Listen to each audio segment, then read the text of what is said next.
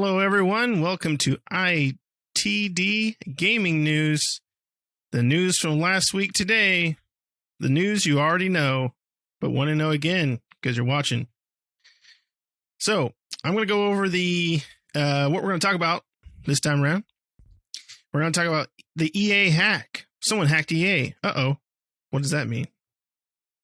Not much for us. Maybe a lot for them. Elden Ring release date and co-op. We finally learned something about Elden Ring. We know when it's going to come out, and supposedly it has co-op. Battlefield 2042, $70, only for next-gen consoles. What's up with that? And Microsoft Gaming for Everyone. Microsoft finally decides it wants to become Netflix. So we'll talk about that too. All right. Before we get started, make sure you like this video. Make sure you subscribe. Hit the bell notifications to stay up to date on all new videos that we bring out. But without further ado, let's get started. We're going to start with the EA hack. So, EA got hacked, and apparently hackers came in and obtained about, on June 6th, and obtained about 780 gigabytes of data from EA, including the Frostbite source code, which is the game engine that powers FIFA, Madden, Battlefield series, among other games. Hackers have also claimed to have offered that they're fully capable of exploiting the EA services. They also claim to have stolen software development tools for FIFA 21 and server code for player matchmaking in FIFA 22. So that's pretty bad. Luckily, no player information was exploited with this, but they learned a lot about EA and a lot of their source code, and 780 gigabytes of information is quite a bit of info. So, who knows what else they've learned and what else they've taken. But that's pretty big, a pretty big security flaw. Patrick, what do you think about this? What's your take on it? Couldn't have happened to a nicer company. I mean, that's such a tragedy. They said no player data was gathered, which is a good thing, but doesn't mean that no employee data was gathered. So I feel bad for their employees. As a company, a little bitty part of me feels bad for saying this, but just a little part. They got what was coming to them. They're such a dirtbag of a company that, somebody was bound to do this, but I'm not in agreement that this is the way to do it, but it happened to them. And the group that stole it basically didn't even come back to them and say, hey, you want to buy your crap back? Instead, they went right to the market, the web market, and said, hey, who wants to buy this with proof of we stole this? And EA confirmed it. So they're basically helping the group out to say, yeah, there's one that stole it. That's what they stole. A lot of it, they stole proprietary frameworks, development kits, all kinds of game code and stuff. So 780 gigabytes is a lot. It's, a bad thing to happen to any company, but, if it had to happen to any company, I might be okay with this one. What do you think, Ollie? EA sucks. Thanks, Ollie. Now, EA, as much as I love EA, everybody knows that, when it comes to gaming companies, I love me some EA. Got me a tramp stamp and everything. No, EA can suck butts. I hate hackers more, though. I think it's disgusting what they've done. But I am also in agreement with Pat. If it was going to happen to any game company, that was going to be the top of my list. I mean, if I had to choose where to put the bullet, EA is going to take the hacking one. But, it does suck, like you said, for the employees, because we don't know what information of theirs got out. And a lot of people worked hard on what they did take. It's not just the company itself, the people that work there, they're getting the shaft by these scumbag hackers. They're no better. Hackers are no better than scalpers, in my opinion. They just take and they reap for nothing. They don't do the work, and they screw people over. I don't like it. But it is EA, so it's hard not to laugh, but very hard, but it is very hard not to be happy about this, but also being like, oh, but crap. I also worry about them. They said, no user, user data has been leaked. I worry about that being true. Remember when Sony got hacked, what was it, 8-9 years ago? They didn't tell anybody until they got caught not telling people. And I worry that EA is doing the same thing. But let's hope that's not the case. Let's hope, my information, your information's all safe. Other than that, sorry, EA, not much. Right. Yep. You guys keep basically, yeah, I don't know. I mean, I don't know what this means for EA except for who knows what proprietary information got out, and they made claims, other companies could buy this data and get a leg up on them because they know some of their proprietary informations. So it's interesting. And my only real interest in this is seeing how they did it and how they got into it. So it'll be interesting to see. I'm pretty sure Tech Radar or somebody like that's going to come out with a technical article that says how they did it or what ended up happening. From what little bit I did read is it had something to do with their MFA, their multi-factor authentication token stuff. So somebody broke that and basically was able to get in. I'd like to know a little bit more because that stuff always intrigues me on how hackers can do stuff like that that's outside the norm. As soon as you discover a bug, whoever's the corporation that's doing their MFA, their multi-factor authentication tokens for them, is probably already patching the crap out of that. Yeah, it is kind of interesting. You guys are computer guys. I'm not a tech guy, but it is pretty neat how you hear about these guys. Well, they went in through here and they went through here. They used a grilled cheese in a microwave. Boom, man, they had all your info. It's impressive how they do these things. It's disgusting. Well, you just have to think about it. They had to have gained access to the system for a long time. 780 gigabytes, you ain't getting in 5 minutes. You're getting in days. Yeah. So they basically created a nest somewhere in that environment and just sat there and just pulled everything they can get away. And I'm not sure how. I mean, I don't know. Games are large and dev kits are large, but I don't think they're 780 gigs large normally. So I can't believe that their intrusion monitors or intrusion detection system didn't see the mass movement of 780 gigabytes worth of data out the door.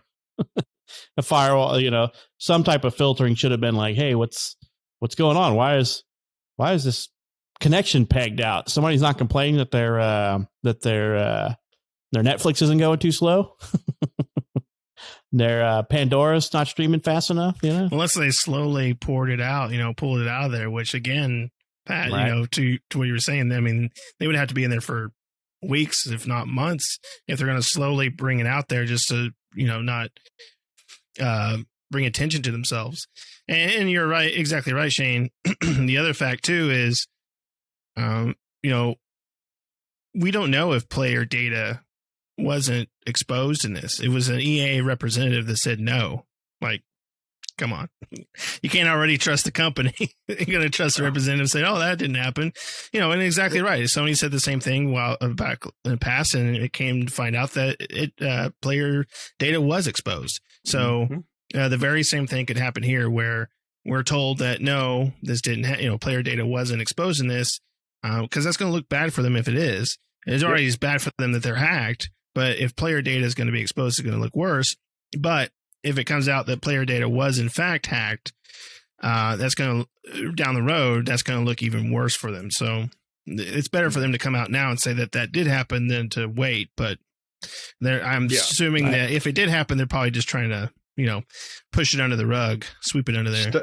So stock points will drop actually immediately, but if they lie about it, like I'm worried they are, their stocks are going to drop even harder when people find out. And they won't rebound like they should, like they would have if they'd have been honest in the beginning. So hopefully it doesn't happen that way. So I was able to figure. I found an article, and it was Tech Radar that ended up explaining how the hack happened, and it's a lot more social engineering than anything. It's kind of funny how that works. So it looks like the hackers purchased cookies off the internet that allowed them to access EA's internal Slack channel, and then they posed on that as an employee who lost their phone and needed to get an MFA token so they could log in and continue to work. So basically they paid $10 for these cookies on the dark web. They gave them access into EA's Slack channel for internal stuff. And the rest is history at that point. They basically got in, and who knows, I wonder how long it took them to figure out, I don't know, man. That seems like really, really sketchy to me if you're claiming to be an employee that lost your phone and they're not tracking that some way and you asking for a new MFA, an MFA token. Right. I don't know how EA works, but most companies I've been at, it's like you got to answer security questions. You got to do all this stuff before they're even remotely close to letting you do this stuff. Right. So that one manager's like, man, Joe has not been coming into work lately. What's up with him? Right? Well, Joe lost his phone, so he ain't going to be there for a while. Yeah. Or Sarah, she keeps logging in twice every day. What's going on here? Why is she logged in from her normal? Didn't we issue her a new MFA token? Right. And why is she in Honduras? Yeah. What's she doing out there? She's on location. Yeah, she's taking a vacation in Russia. The new FIFA 2020. Yeah. All right. So that's going to be bad news for EA, but let's move on to Elden Ring. So Elden Ring got a release date and co-op. So we know that's awesome because a lot of people have been wondering about Elden Ring. That's a new game by From Software. You may know them as developers of Dark Souls and from publisher Bandai Namco. And from its first announcement, I think on one of the E3 stages for Microsoft, we haven't really seen much of it since. And then we finally got a nice gameplay trailer, and then we got a release date of January 21st, 2020. And it looks like it's pretty much coming to every platform. 22. 22. 2022. 2020, man. Oh, crap, we're late. We're going back in time. Back in time. And it's coming out for pretty much every platform except for Switch, of course, but it is coming out for all the current gen and next gen, or I guess the current gen and last gen consoles, as well as PC. And the biggest thing, and also it's going to have co-op. Now, they didn't say what type of co-op it's going to have. Hopefully it's not like from kind of what I read in the article, it seems like they're going to have something a little bit different than how Dark Souls does co-op, because Dark Souls also has co-op, but it's a very kind of, convoluted way to make co-op work in Dark Souls. You got to get certain items, you got to make it so far in the game and get certain items, and you summon your partner in, and then they come in, they can only be there for a limited time, or there's certain sections and various things like that, and it's a very convoluted way of doing co-op. And it sounds like this is more kind of open worldy. Dark Souls has always been kind of an open world ish type game, right? It has linear environments, but they're kind of open and wide. There's several paths you can go, but they all kind of take you in the same direction. Whereas, supposedly what it sounds like is this is going to be a little bit more open worldy, where you can traverse and you'll have mounts and various things like that, kind of like an action adventure title, but it looks very much in line with the Dark Souls type of look and gameplay. So it sounds like to me that, especially reading from the stuff that From Software has put out there, it sounds like it's going to be a little bit more co-op friendly, where you can play the whole game, possibly, hopefully, fingers crossed, with your friends. But other than that, they really haven't said more than, if it's going to be what type of co-op they're going to have: 2-player, 3-player, 4-player, 6-player, whatever, and how it's going to work. If it's going to work like Dark Souls, or if it's going to be a little bit more open, where you can just, you and a friend, or you and some friends can join in and go on this epic adventure together. What do you guys think about this? Shane, let's go ahead and start with you on this one. What do you think of Elden Ring? What do you think of the trailer? And what do you think of this whole co-op thing? I mean, what are you hoping for, expecting? Okay, before I go into that, I just can't believe you didn't mention Miyazaki and George R.R. Martin is doing the character and story for this thing. Right. Miyazaki's always worked on Dark Souls, and George R.R. Martin, of course, is Game of Thrones. I'm a huge Miyazaki fan. Love Miyazaki. Miyazaki's always done the Dark Souls games, but they did talk about the George R.R. Martin thing on the first trailer. So the very first trailer that came out did have that in there. So yeah, but I'm excited. I love Miyazaki's work. Dark Souls and crap just kills me. It's hard, but I do like them. I like everything from Miyazaki, though. George R. R. Martin, I don't really know anything but Game of Thrones. To me, he's the chunky pirate guy. That's all I know about the dude. But I know he's big. He's big in the world right now with his Game of Thrones stuff. So I'm really interested to see that. The mounts are really cool. I like the ideal, but the co-op, I'm not sure how it's supposed to work. I know it's drop in and drop out, but that's really all I know. And I don't think they said a number of players, but either way, that's awesome. Hopefully you can play all the way through because, oh God, that game is probably going to be really hard too. But I'm excited. I think it's gorgeous. I think everything about it is looking good so far. It's been, I think they first announced it 2018 on Xbox stage. So it's been a long time coming. And man, it's going to be a rough, 8 months, give or take. So, but I'm ready. My body is willing. Pat, what about you, bud? What do you think about it all? It looked awesome.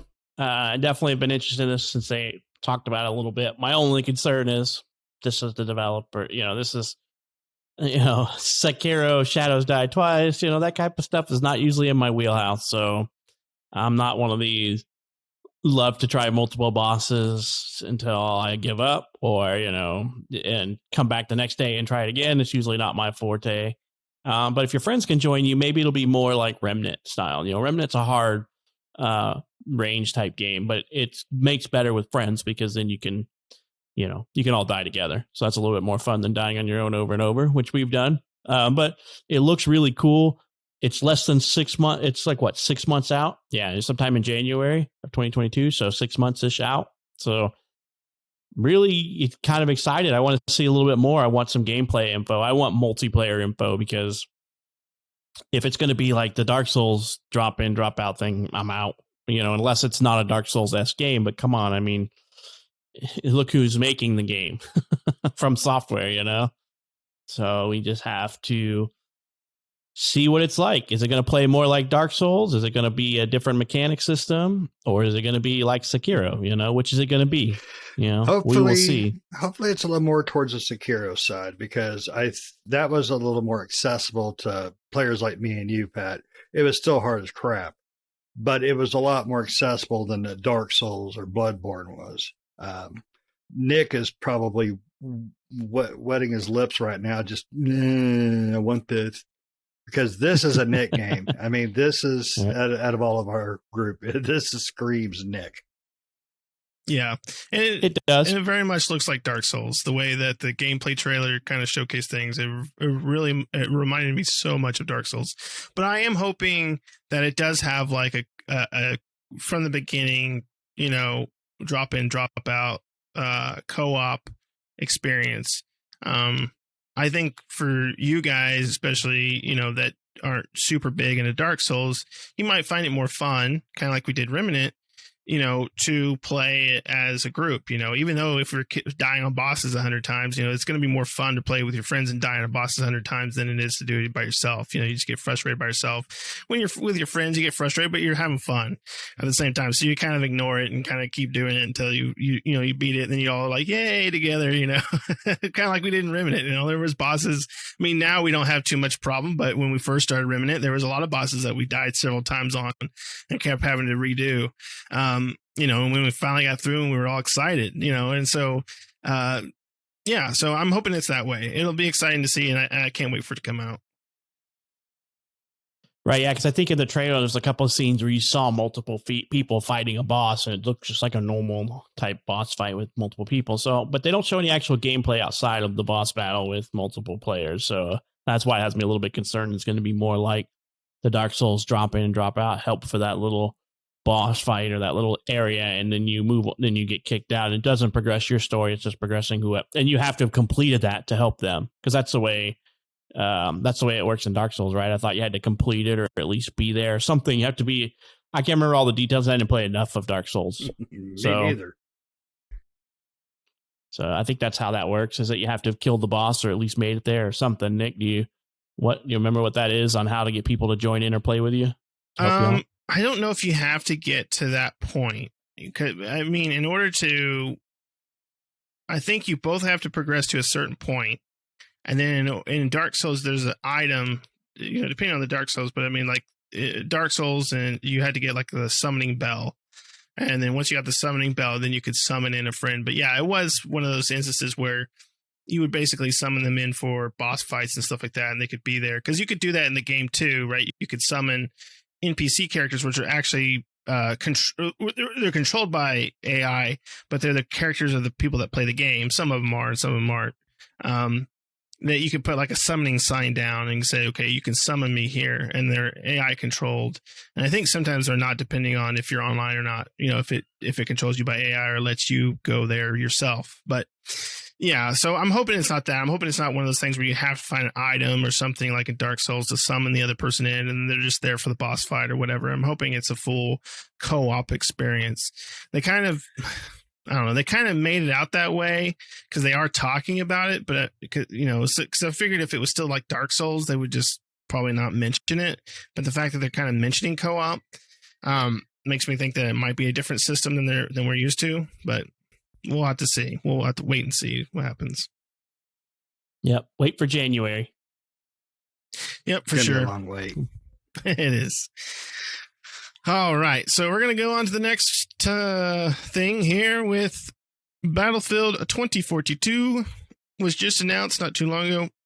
Well, it'll probably be like a week or so by the time you see this, but at this time it wasn't a couple days ago.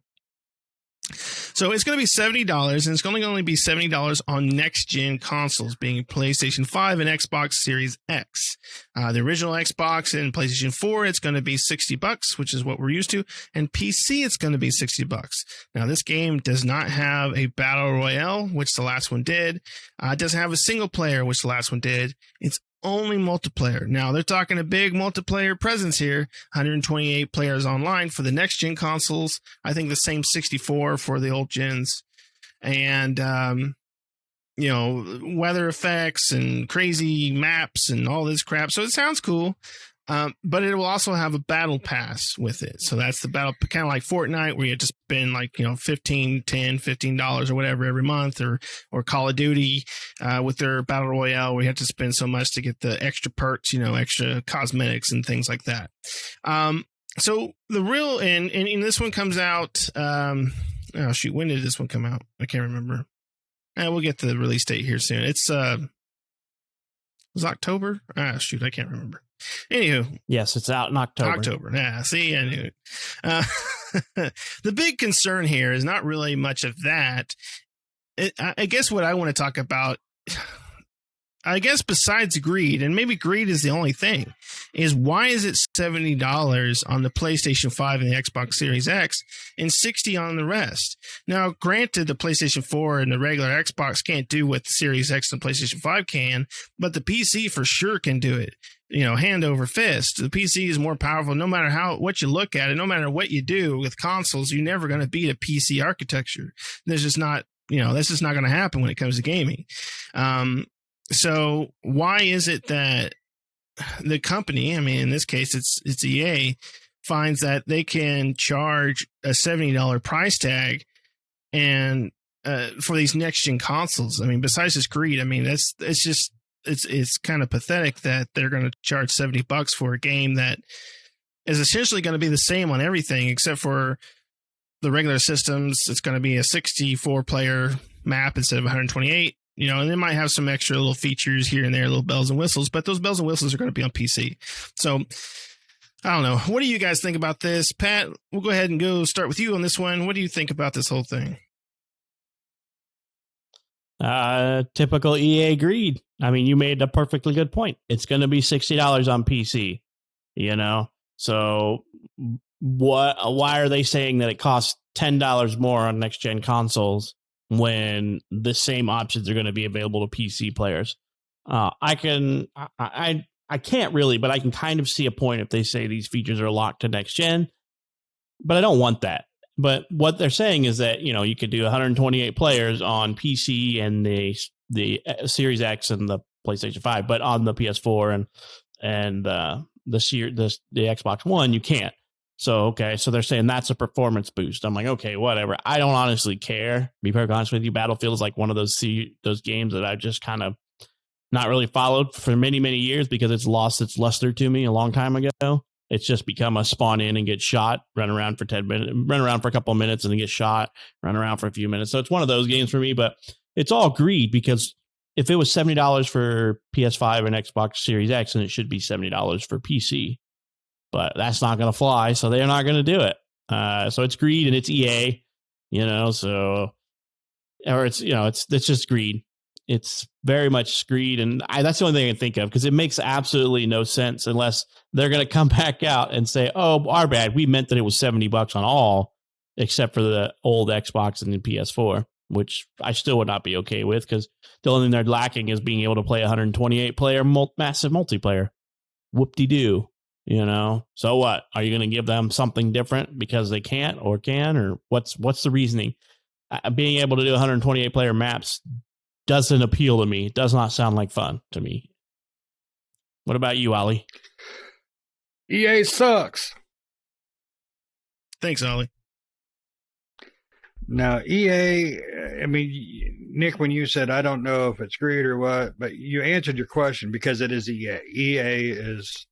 EA does not give two craps about their player base. Not a bit. It's truly nothing but a cash grab. EA should not be charging $70, period, for this game, period, because they've taken out features that have been in every game. A single player and the online on this thing, just because they're at 128, big damn deal. Whoop-de-freaking do. There's no reason for it. Give me 64 and charge me $40 because that's what the game's worth without a single player. And I'm not paying for a battle pass. I'm not going to do it. And me and Nick, we always like Battlefield. I mean, whether we love it or like it, it just depends on the game. We played the crap out of one. The last one was good for a while, but that's about it. I prefer the more updated times like Battlefield 3 or Battlefield 4 overall. But EA it's just a cash grab. It is just see how many tiers I can get out of our customers when we violate them like we do every game we put out. The problem is we keep buying them. I keep buying them. I'll buy this stupid thing eventually because I'm an idiot and I like the games. Right, but you buy it on sale though. Damn right. Yeah, I mean, we had a talk previously. Go check it out about what we thought about EA and the facts about the place. And this doesn't surprise me a bit. It pisses me off, but it doesn't surprise me because this is what EA does to their customer base. Gives no craps whatsoever.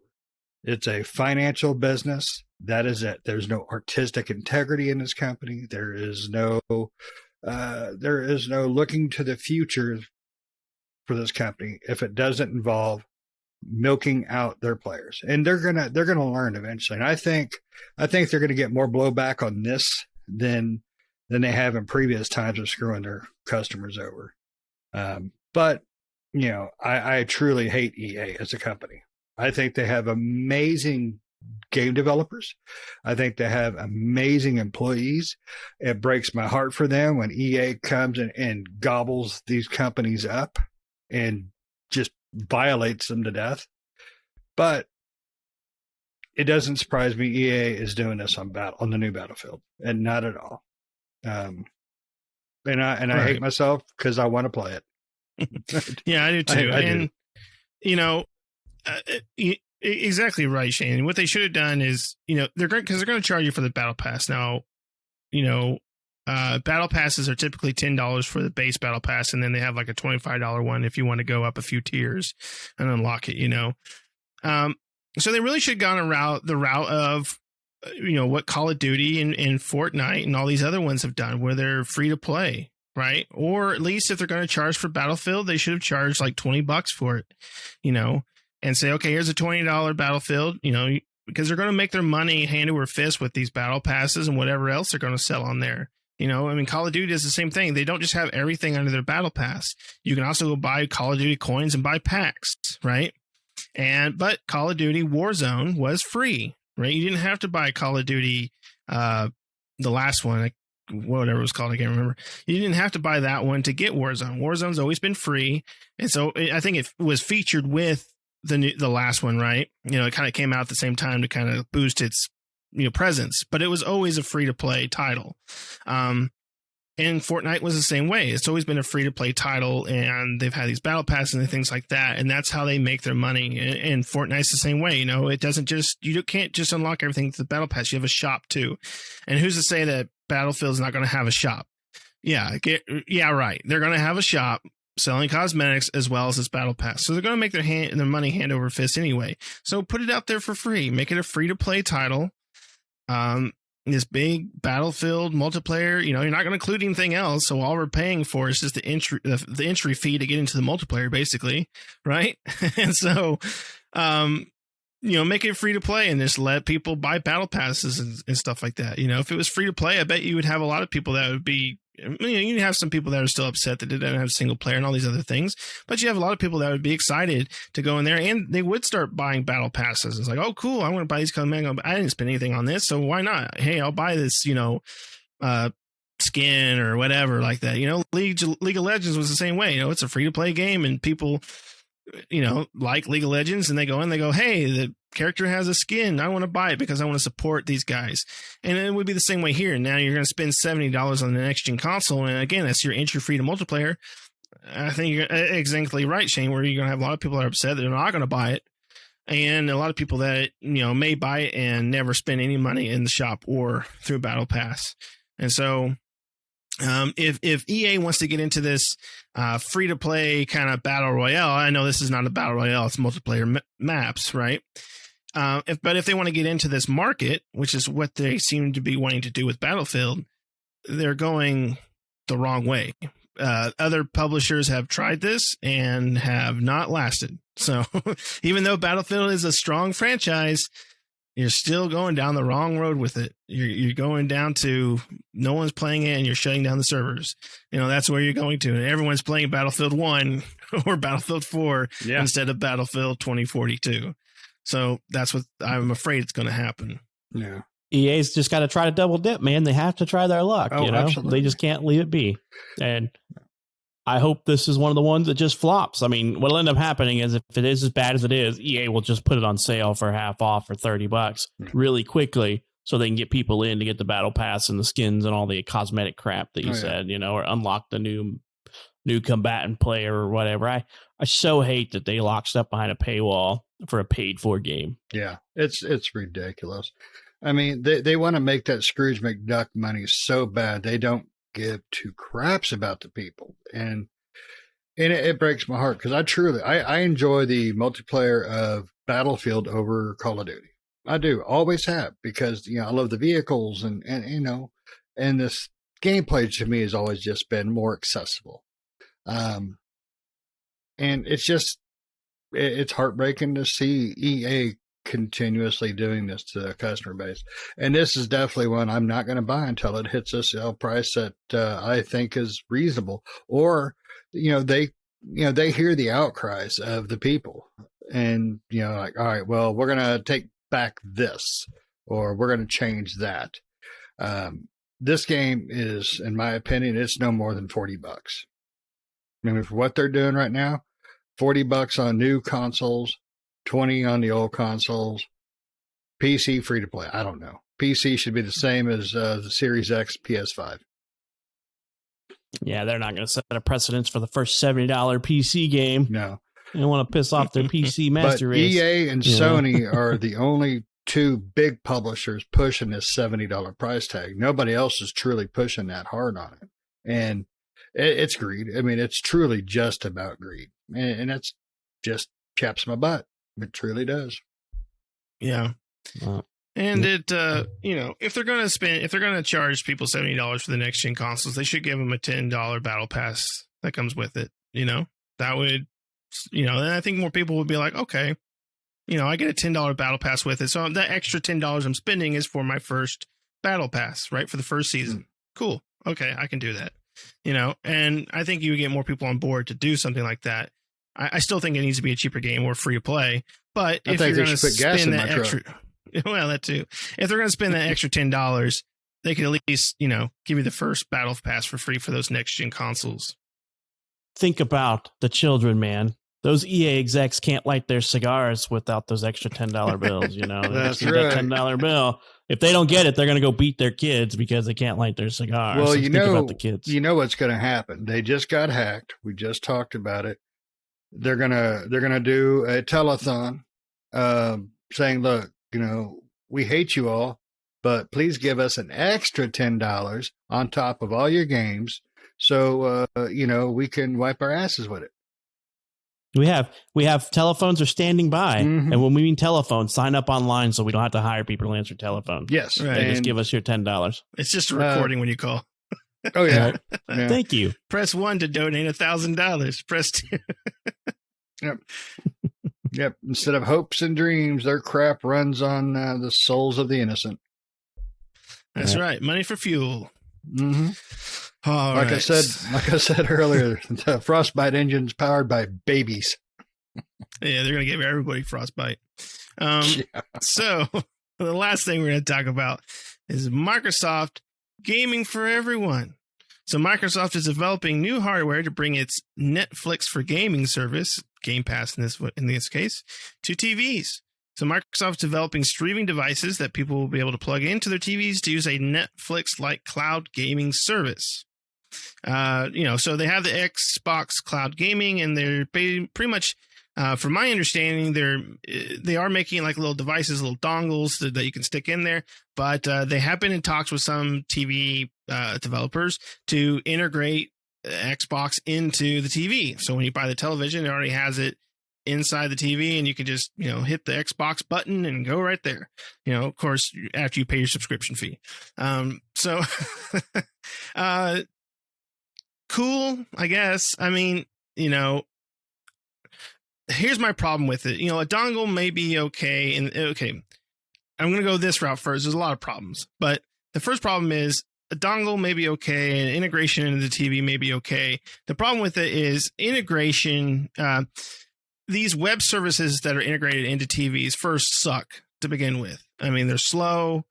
They half the time don't work. I mean, my TV, a lot of my TVs are smart TVs, and getting them to stay connected to the internet or getting them to, I don't know if it's just maybe my TVs in this case, I don't know, but getting them to do what I want them to do for a prolonged period of time, like what Netflix or Hulu, seems to just diminish after a while. Whereas if I, in the same instance, if I use an Xbox or a PlayStation to do the same thing, it works flawlessly. So, you have a problem with connectivity and keeping something consistent, but of course you're again, this is xCloud, this is cloud streaming, and cloud streaming has its plethora of problems. And of course you talk about data, lag and data caps as well. It's just going to eat into all these things. So while it's a great idea, I don't think, in my personal opinion, here in the world, especially in the United States, we're not quite there for cloud streaming. We're just still not there. We still need to get a lot more things in place to be able to really utilize this type of technology. So what do you guys think of this? What do you guys think of Microsoft's push to put this in there? It makes sense for them. I can understand that. But what's your guys' thought process on this, Patrick? What do you think? Whoopee. Wow. I'm excited. No, I don't. It's everything else that's wrong with this type of stuff. I mean, who cares? I don't know. As you mentioned, it ain't going to work in the US because operating systems on TVs a lot of times are garbage, hot garbage. Like they can barely run what they've got on them half the time without locking up or the apps crashing and everything like that. And never mind that this is a common problem in the TV market. TVs stop supporting their operating systems in 4 to 5 years. So after that, you can no longer get apps that function on them because they're like, we're not supported. So they want you to buy a new TV every 4 to 5 years. So if I buy a TV specifically for this, and in 4 to 5 years, the Microsoft app no longer functions on it, I'm out. Not to mention, as Nick said, the streaming in this country is horrible. The internet bandwidth is horrible. You have a lot of areas that can't get gigabit internet. They have trouble getting 60 or 50 or even 30 megs. And you're going to stream a game on that? No, thank you. Which you're going to have a lot of angry customers, what Microsoft is. I think cloud gaming is way too early right now. Our internet and infrastructure is not going to be able to handle that. I mean, we got a glimpse of what the world would be like in the USA when COVID hit and internet was garbage when everybody was working from home. And now you're going to say, we're just going to add to that by allowing people to do cloud gaming and, just gaming, because you're just screen scraping. Really, if you think about it, you're just throwing massive amounts of data back and forth. So you're going to have input latency between your controller and your crappy TV that wasn't optimized for it, and then your internet connection from your TV to the Microsoft servers and then back. It doesn't work. And play people like Gamefly and a few others have tried it. I mean, look at Stadia. That's a failed thing right there. And I mean, part of their problem was they were charging full price for a game that you actually don't own. So that was partially on their fault for that. But cloud gaming doesn't work. I mean, even in your own home, it's problematic. I mean, Steam did it. Steam had a Steam device for streaming games within your house, and it was kind of a failure because it was still issues. You're beholden to so many connection points that I don't think is in the US. Maybe other countries who have way better internet and infrastructure than we do would be better. But in the US, we're not ready for cloud gaming. It's just not a reality that we can handle right now. And Microsoft's going to feel that sting, and hopefully it doesn't take the wind out of their sails because they've been doing many, many great things these years. But cloud gaming is one of those ones that we just need to put a bullet in its head right now and end it. Stop for now. Internet needs to get better. We need 20 years behind us before we try this. Wow. You got a little dark, didn't you? Cloud gaming is garbage. I'm a little more on the optimistic side. Not much. Don't get me wrong. I'm not much more optimistic because I've streamed my Xbox to my phone and played quite well, surprisingly well. Nick, I believe you've done the same thing. But yeah, because you showed me how to do it, and it's not bad. But you have to be connected. To Wi-Fi. You can't, you're not running that crap on 4G or, even 5G probably. I enjoyed it, but I don't play on my phone. It's just not a game machine for me. Playing directly from the TV when I, buffer freaking HBO and Netflix and all that crap from across the house, I don't want to try to play a game on it.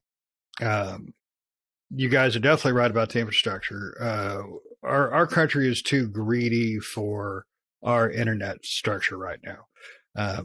Data caps on damn near everything. It's ridiculous. I mean, how many games do the four of us typically play? I mean, how many nights have we go, what are we going to play? I don't know. You got this downloaded? No. Okay, I'll download it. And we're constantly downloading crap. Constantly delete, constantly download. It's what we do. If we had caps, I mean, the four of us, we'd be out of there and, we'd be filled up in 2 weeks. And not to mention, my internet company, and I'll name them Suddenlink. They suck, but they are awful. I mean, that crap's like a wave. It's good. Oh, so it's crap again. Oh, it's good. No, it's crap again. It's, it's terrible sometimes. And a lot of companies are like that. We are not meant to have streaming for a long time. Now, if Microsoft's thinking at a 10-year plan, maybe they've got something that'll, some idea that'll make it work better, but you're going to have damn good internet. I mean, you really are. I've got 400 meg. You guys, 1 gig?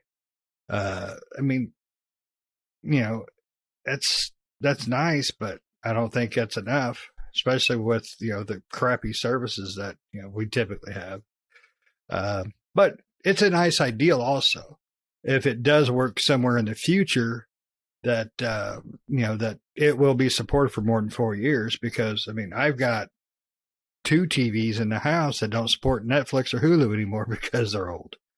They were smart and then they got dumb, so it's it's a double-edged sword. Yeah, you're getting them into TVs, but do I want to pay $2,000 for a smart TV and buy another one in 4 years because mine went stupid on me? No, I don't want to. I'll just stick with my pretty box down there and be a happy boy.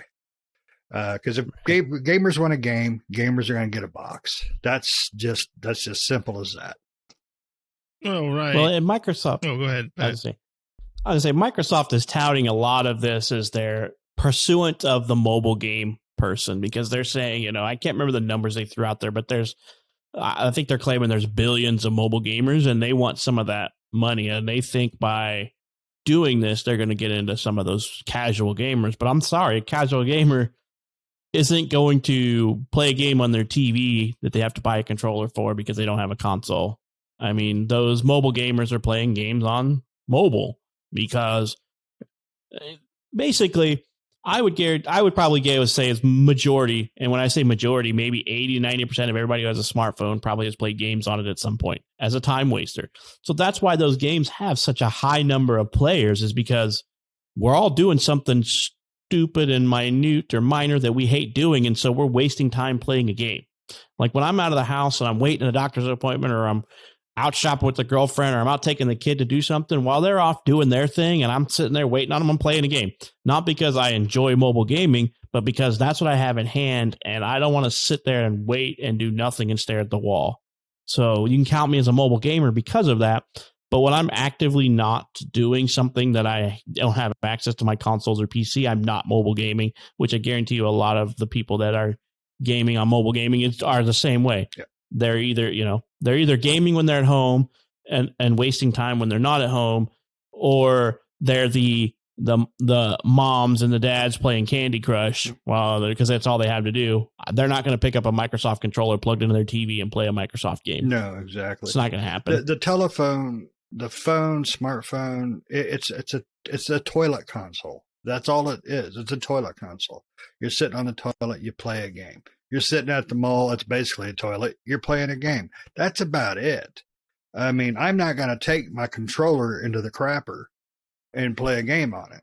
I'm not. It's not Don't happening. use Shane's phone or his controller. The game with the high vibration is like the guy in the next stall is like, oh yeah, or you yell out, "Kill streak!"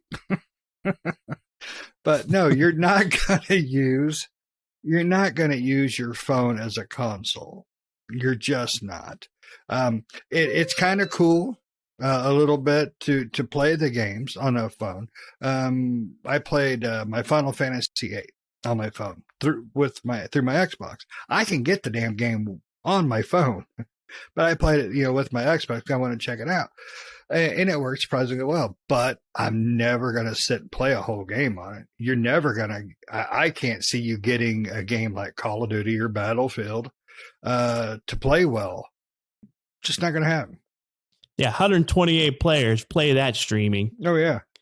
Your TV's going to give you the big middle finger and crash on you. Oh, God. Plus what Shane I'm said. going to play it on my Kindle. Plus what Shane said, going out and buying that TV. I mean, Microsoft has something right now. It's called the Xbox Series S. It's $300. It's going to be cheaper than that TV is. And you can hook it up to any HD TV you already own in your house and play as much Game Pass games as you would like. So that's the better offer. Like, just push that crap to the maximum. Like, how about this, Microsoft? Instead of putting cloud gaming in there, how about when you buy one of these TVs, it comes with one of those? Comes with an Xbox Series S with the TV. There you go. Hook it up and play it. Partnership with Samsung or something. And you guys are exactly right. I hardly ever play mobile games. I hate mobile games. Like Patrick said, cloud streaming is a thing that you can just go ahead and pull the trigger on.